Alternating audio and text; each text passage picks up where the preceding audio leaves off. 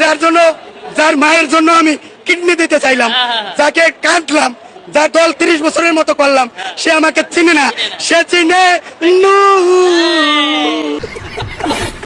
সে চিনে রাশেদ খান, সে চিনে ভণ্ড, সে চিনে হাসিনার ওই মা ডাকা ফুলহান, হাসিনার মা ডাকা ফুলহান হাতে চিনে।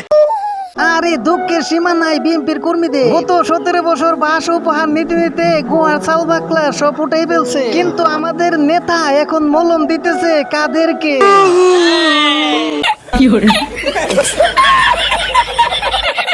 মন্ত্রীদের জন্য ন্যূনতম 10 লাখ টাকা তাদের বেতন হওয়া উচিত, এমপিদের 5 লাখ টাকা বেতন হওয়া উচিত। মানে কি তুমি আমেরিকার প্রেসিডেন্ট হয়ে গেছো? গরিবের সন্তান গরিব। तुम्हें शर्म है? कुछ शर्म आया है? গরিবদের লোভ বেশি। This is my last warning to you and my order. You have to decide if you want to be the VP of Daksu and if you want to go to take oath or not. কি বলছে কিচ্ছুই বুঝি নাই, তবে যেহেতু English বলছে তাহলে ঠিক কথাই বলছে। এই রাস্তা তো আজকে থেকে 25 বছর, প্রায় 20 বছর 22 বছর আগে আমি যা দেখে গেছি, আজও তো একই রকম রয়ে গেছে। তাহলে এই গত বছরের পরিবর্তন হয়নি? উনি বললেন যে না, যে এই রাস্তা আপনি দেখে গিয়েছেন আজকে থেকে প্রায় 25 বছর আগে, সেই রাস্তা একই রকম হচ্ছে। গত 25 বছর এই রাস্তার কোনো পরিবর্তন হয়নি।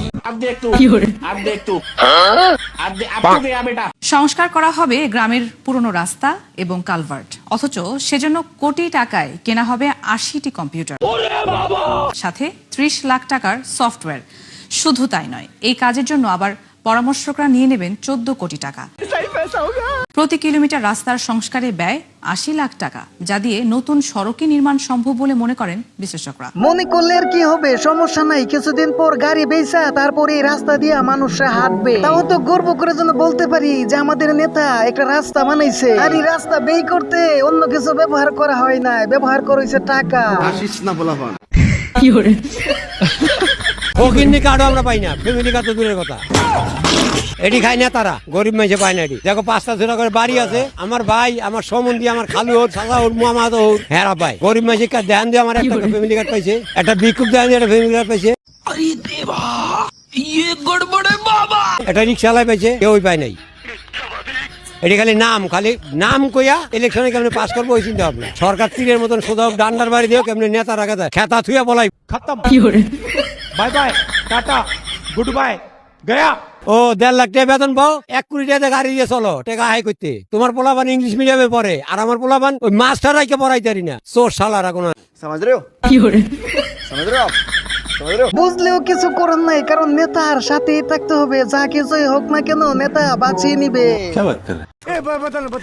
बाय बाय बाय मेरा भाई बदल बदल।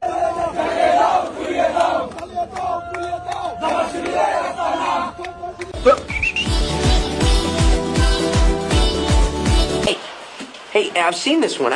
This is a classic.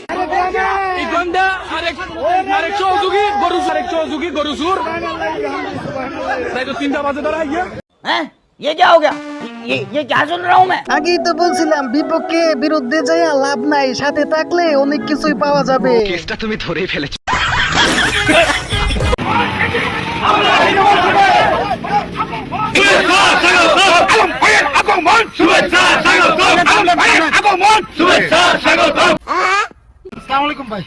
ওয়ালাইকুম আসসালাম, ভালো আছো?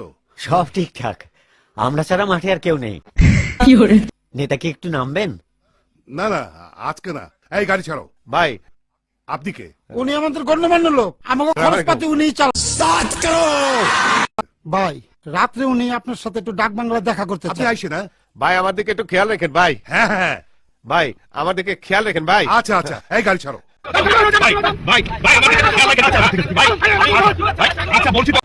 গালি नहीं दे सकता। এটা হলো লন্ডনের রাইতের চিত্র, এটা হলো আমেরিকা। বাংলাদেশে থাকি আমি বাংলাদেশের চিত্র দেখাবো না, তা তো আর হবার পায় না। এটা হলো বাংলাদেশ। নাও গেছে কারণ আইলে বাংলাদেশের ছবি দেখাই যাচ্ছে। ভাইজান, কি আমাদের দেশের ইজ্জত এইভাবে মারার দরকার ছিল? আমাদের নেতা যদি এই ভিডিও দেখে তাহলে চরম রাগ করবে। বুটিবার বুঝতে দেন, বহুত হিসাব কিতাব আছে বুড়ো। এই নে কৃষি কার্ড, এই নে ফ্যামিলি কার্ড, কি কইব অহন ক? তে একটা গল্প শুনুন। এক রাজ্যের দুর্নীতি দেখিয়া রাজ্যের যত বেড়া আছে সব বেড়া দুধ দেওয়া বন্ধ করে দিছে। রাজা এই ঘটনা দেখিয়া ঘোষণা দিছে সব বেড়ার 2টা করে কম্বল দিব। বেড়া তো এই ঘোষণা শুনে মেলা খুশি, খুশিতে ফাল ফারে। রাজা কম্বল দিছে ঠিকই, কিন্তু বেড়া ছায়া দেহে ফিটের ছাল নাই। এই যে লুম্বা দা বানাইছে কম্বল আর সামনা দা বানাইছে ডুল। কি বুঝলেন? কি বলতে চাই? না কই সইল সই বুলবুলি যে বড়ই খাইছে লবণ পাইছে কই? এই যে না কাট দিলাই টিয়া পাইবেন কই? अभी मजा आएगा ना भिड़ो। হ্যাঁ টিয়া করতে হবে তোর জানার বিষয়। হ্যাঁ রাজনীতি কি আমার হিয়াইবে? আমি রাজনীতি আজকে তো করি আইন জায়গা। কি বুঝলেন? এই হলো আমাদের বাংলাদেশের রাজনীতি। সত্য কথা বলা যাবে না, কষ্ট তো ভিতরে প্রচুর পরিমাণ জমা থাকে, তারপরেও যা করতে হয়। কষ্ট যে বলো শোনা গো আমার। নেতাদের এইরকম টাল্টি পাল্টি কথা শুনলে শুধু মনে মনে বাবারি বাবারি বলতে হয়, আর কিছু বলার না। লাগা মেরা মজাক।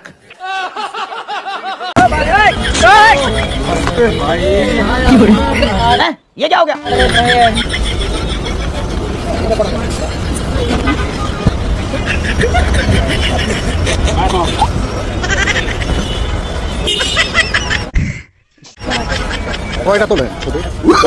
কি বুঝলেন? নেতা কিন্তু চরম বইয়ের ভিতরে আছে, আতঙ্কের ভিতরে। একটু কোনো কিছু হইলেই লাভ দিয়ে উঠে। তার মানে বোঝা গেছে নেতাজি খারাপ কিছু করে।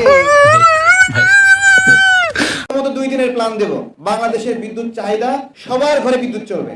এটা আমরা সোশ্যাল মিডিয়ায় দিয়েছিলাম, ট্রোল করেছিল। কি সমাধান? আমি বলেছিলাম যে প্রতিদিন 1 ঘন্টা পরিবারের সবাই একসঙ্গে বসে থাকবো, একই ফ্যানের নিচে গল্প করবো, একই বাতির নিচে থাকবো। একটা পরিবারের 5 জনের 5টা ঘরে বাতি জ্বলবে না, একটা ঘরে। কতক্ষণের জন্য? 1 ঘন্টার জন্য। এই 1 ঘন্টা 5টা ঘরের বাতি নিভায়ে একটা ঘরে যখন জ্বলবে, তখন 4টা ঘরের বিদ্যুৎ সারপ্লাস হয় কিনা বলেন? তামাশা করলে হবে? হয় কিনা? 4টা ঘরে বিদ্যুৎ যদি বাঁচে, 4টা ঘরে অতিরিক্ত পানি জ্বলে কিনা বলেন? অসাধারণ মেধা ভাই, অসাধারণ যুক্তি দিছে, কিন্তু আমার মনে হয় কারেন্টের এই বাইটি ওনার এই যুক্তি নিয়ে নিছে। রুকো যারা, সবার করো। সুস্পষ্ট ভাবে বলছে, আমরা জুলাই সনদের পথ ধরে হাঁটতে চাই।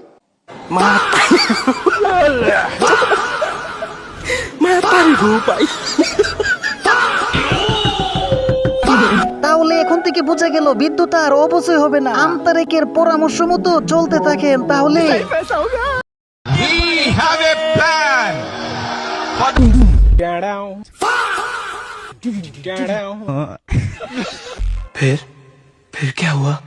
দেখেন এই বাংলাদেশ বিমানের অবস্থা দেখেন। ডিজিটাল বাংলাদেশের উন্নত রাষ্ট্রের মানুষ বাংলাদেশ বিমানের ভিতরে বসে বসে এই যে হাওয়া খাইতেছে পেপার দিয়ে, মানে এই হলো ডিজিটাল বাংলাদেশের নমুনা। তবে বন্ধুরা আজকের জন্য এই পর্যন্তই। দেখা হবে আবার অন্য কোনো ভিডিওতে। खत्म, बाय बाय, टाटा, गया।